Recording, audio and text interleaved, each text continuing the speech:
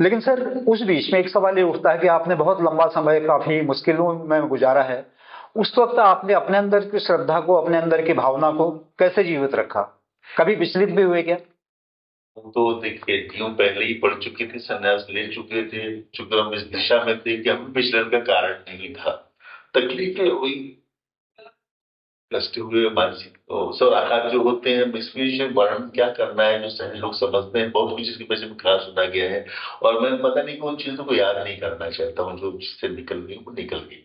यद्यपि मेरा कोई दोष नहीं था, मेरा कुछ भी लेना देना नहीं था। सिर्फ कल से निर्दासा था। सार्वजनिक रूप से हम सार्वजनिक व्यक्ति हैं, सभी लोग बुलाते रहते हैं।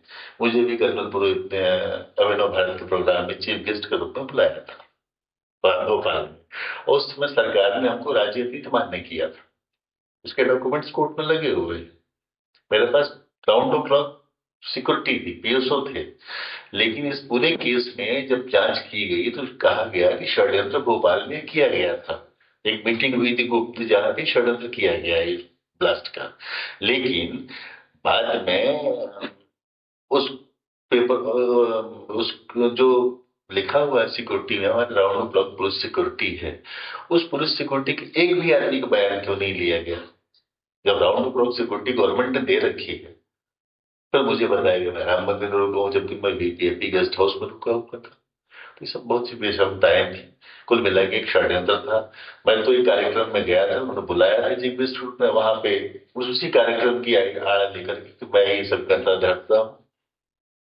ऐसा करके उन्होंने मुझे एक मेंटर बना के उसमें शामिल कर दिया शामिल कर उसमें। दिया। सर, वो सिर्फ एक भगवान पेश चाहिए था। बिल्कुल बिल्कुल। पहले सर, तो योगी आदित्यनाथ जी के पास भी गए थे लोग, जी उनका भी नाम चल रहा था। जी दो दिन उनका भी नाम चला। जी।